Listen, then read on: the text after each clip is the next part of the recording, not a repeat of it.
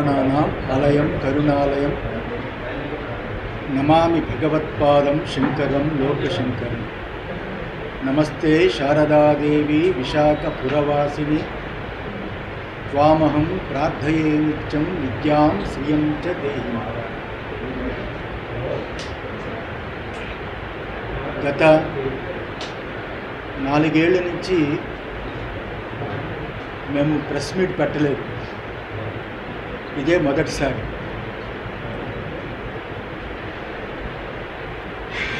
ఈ press meet సందర్భం ఇప్పుడు ఎందుకు పెట్టాల్సి వచ్చింది అంటే, మేము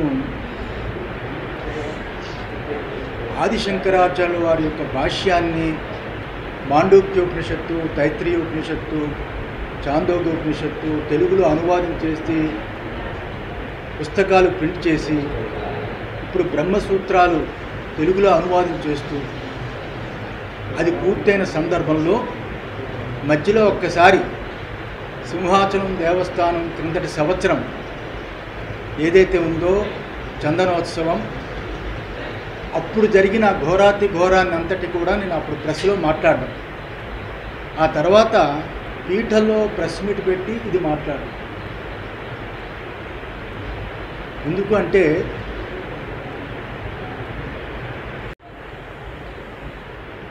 అమ్మవారి యొక్క కృపచేత భారతదేశానికి దశానిర్దేశం చేసిన బీజేపీ మూడవసారి అత్యద్భుతంగా గెలుపొంది కాశీ, అయోధ్య, అలాగే ఉజ్జయిని అనేక క్షేత్రాల్ని, అలాగే ఉత్తరాది అంతా గొప్ప రోడ్లు, కేదారు, బద్రీ, గంగోత్రి ప్రాంతాల్లో భక్తులు బాగా ప్రశాంతంగా వెళ్ళేటట్టు వెడల్పమైన రోడ్లు ఏర్పాట్లు చేసిన మోడీ మూడవసారి నిన్న రాత్రి ప్రమాణ స్వీకారం చేయడం మాకు చాలా ఆనందం వేసింది. ఆ రకంగానే మోడీ గారు ప్రమాణ స్వీకారం తరువాత ఈ రాష్ట్రంలో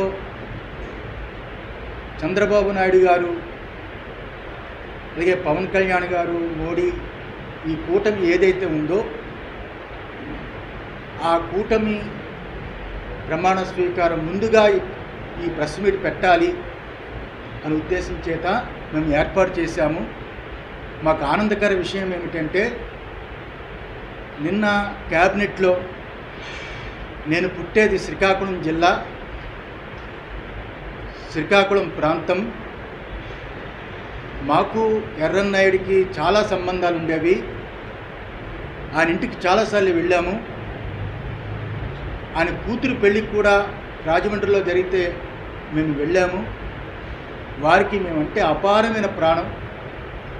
మొదటిసారి ఎంపీగా అబ్బాయి గెలిచిన తర్వాత, గెలవక ముందు అరసవెల్లిలో ఆయన ఆశీర్వదించడం కూడా జరిగింది రామ్మోహన్ నాయుడిని. అలాంటి చిన్న కుర్రాడు ఈరోజు మన ఆంధ్ర రాష్ట్రం తరపున, ముఖ్యంగా శ్రీకాకుళం జిల్లా, మేము పుట్టిన జిల్లాలో ఆయన ఉండి, ఆయన పుట్టి, ఆయన క్యాబినెట్ ర్యాంకు భారతదేశానికే ఒక మంత్రి అవడం మాకు చాలా ఆనందకరమైన విషయం. అంత గొప్ప అదృష్టాన్ని పొందాడు అంటే రామ్మోహన్ నాయుడు, చంద్రబాబు నాయుడే కారణం.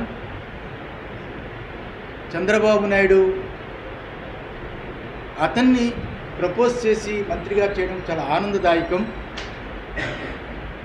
ఆ రకంగానే రేపు 12వ తారీఖు బహుశా 11:27 చంద్రబాబు నాయుడు ముఖ్యమంత్రిగా ప్రమాణ స్వీకారం. చాలా అత్యద్భుతమైన ముహూర్తము, సింహలగ్నము, చాలా బ్రహ్మాండమైన ముహూర్తము. ఏమంటే ప్రశ్న అడగచ్చు. చాలా క్రిటికల్గా ఉంది, కష్టమైన పరిస్థితుల్లో ఉంది అని అన్నారు. అంటే ఇంతకు ముందు పాలన వలన అట్లా ఉందని అభిప్రాయపడుతున్నారు. నేను ఏ రోజు కూడా నా జీవిత చరిత్ర 30 సంవత్సరాలు పీఠాధిపతిగా ఉండి ఈ రోజుకి 30 సంవత్సరాల్లో పరిపాలన విషయంలో నేను ఎప్పుడు మాట్లాడలేదు. ఎప్పుడు ఏ ప్రభుత్వంలో కూడా కలుగు చేసుకోలేదు. ఆ రోజుల్లో చంద్రబాబు నాయుడు గవర్నమెంట్ చూశాను, కొత్తగా వచ్చిన రోజుల్లో. తర్వాత రాజశేఖర రెడ్డి గవర్నమెంట్ చూశాను, కిరణ్ కుమార్ రెడ్డి, రోసయ్య, మళ్ళా చంద్రబాబు, మళ్ళా జగన్మోహన్ రెడ్డి. ఏ పరిపాలనలో కూడా నేను పరిపాలన విధానంలో ఎప్పుడు కూడా తలదూర్చలేదు. ఇది మీరు గుర్తుపెట్టుకోవాలి. నేను దేవాదాయ ధర్మాదాయ శాఖ టీటీడీ వరకే పరిమితమై, ముఖ్యంగా ముహూర్తాలు నాకు అదృష్టమో దురదృష్టమో తెలియదు, కానీ తెలిసిన దాన్ని ఉన్నది ఉన్నట్టుగా డైరెక్ట్గా చెప్పడం అలవాటు, లౌక్యం పెట్టడం తెలియదు. ఎప్పుడు కూడా అలా తప్పులుంటే చెప్పడమే అలవాటు. ఉదాహరణకి శ్రీశైలం ఏదైతే ఉందో ఆ శ్రీశైలం కుంభాభిషేకం చెయ్యొద్దని చెప్పింది నేను, దక్షిణాయనంలో చేయకూడదు అని ఆపింది నేను జగన్మోహన్ రెడ్డి గవర్నమెంట్లో. ఆపితే కోర్టుని మేనేజ్ చేసి ఉత్తరాయణం వచ్చింది కదా చేశారు. మాఘమాసం ఉత్తరనాసహ అని ఉంది ఆగమంలో, శైవాగమంలో. మాఘమాసంలో శైవాగమంలో శ్రీశైలం కుంభాభిషేకం చేయకూడదని ఉంది. అది జగన్మోహన్ రెడ్డి గవర్నమెంట్లో దేవాదాయ శాఖ రాసి పంపించారు. ఇంకా చాలా ఉన్నాయి ఇందులో. రాజులకి పుత్రుడంటే రాష్ట్రమే కదా. ఈరోజు ఏం జరిగిందో మీరు చూశారు. సింహాచలంలో ఆ రోజు ఎలా మాట్లాడానో చందనోత్సవంలో మీరు చూశారు. అది తిరుమల తిరుపతి దేవస్థానంలో జరిగిన వెంకటేశ్వర స్వామి నిత్యం వందలాది సంవత్సరాలు, వేలాది సంవత్సరాలు జరిగే అన్నప్రసాదాన్ని తృణధాన్యంతో మార్చినప్పుడు కూడా నేను విభేదించాను, లెటర్ రాశాను. అందువల్ల ఈ స్వరూపానంద ఏ గవర్నమెంట్ వచ్చినా, ఎవరు మా దగ్గరికి వస్తున్నా మేము ఉన్నది ఉన్నట్టుగా మాట్లాడతాం. దూరమైనా పర్వాలేదు, మేము గవర్నమెంట్ల దగ్గర బతికే పీఠం కాదు ఇది. ఉన్నది ఉన్నట్టుగా మాట్లాడటమే. సంపాదించుకోవాలి, దాచుకోవాలి అనుకునే పీఠం కాదు ఇది. ఇది ఏబిఎన్ రాధాకృష్ణ గారికి నాతో చాలా అనుబంధం ఉంది. నేను ఏ రకంగా ఎటువంటి తప్పులు చేయకుండా ఉంటానో ఆయనకు బాగా తెలుసు. బిఆర్ నాయుడికి తెలుసు, నరేంద్ర చౌదరికి తెలుసు, చాలామందికి తెలుసు. ఈ 5 ఏళ్లలో పీఠం ఎప్పుడు ఎలా ఉందో ఇప్పుడు అలాగే ఉంది అన్ని రకాలుగా. అందువల్ల ఎప్పుడూ యుద్ధమే చేస్తుంది. ఈరోజు నేను చంద్రబాబుని ఏదో కొత్తగా పొగుడుతున్నాను అనుకోవద్దు. ఎందువల్లంటే అప్పుడు ముఖ్యమంత్రి అయినప్పుడు కూడా చంద్రబాబు గెలవాలని, అప్పుడు మురళీమోహన్ రాజమండ్రి ఎంపీగా ఉన్నప్పుడు నేనే అప్పుడు రాజమండ్రిలో చాలా పెద్ద సభలు పెట్టి సాధువులందరినీ పిలిచి, చిలుకూరి ఏదో అనుకుంటాను ఆయన కళ్యాణ మండపం, మురళీమోహన్ గెలిపించడానికి సాయశక్తిలా ప్రయత్నం చేశాను. అప్పుడు గెలవాలని, గెలిచినప్పుడు నేనే స్టేట్మెంట్ ఇచ్చాను, చంద్రబాబు గెలవడం చాలా సంతోషం. ఎవరితోటి మాకు విభేదాలు ఉండవు. మేము స్వాములం, పీఠాధిపతులం, ధర్మం కోసమే పోరాడతాం. కానీ ఈరోజు ప్రెస్ మీట్ పెట్టింది ఎవరికి భయపడి కాదు, అది గుర్తుంచుకోవాలి. ఎవరికి భయపడి కాదు. వాస్తవాలు తెలుసుకోకుండా ఎవరెవరో కొత్తగా వచ్చిన వాళ్ళతో చేరి ఏదేదో తప్పుడు అభిప్రాయాలు వాళ్ళు చెబుతారని. ఎప్పుడూ స్వరూపానంద స్వామివారు ఒకలాగే ఉంటారు.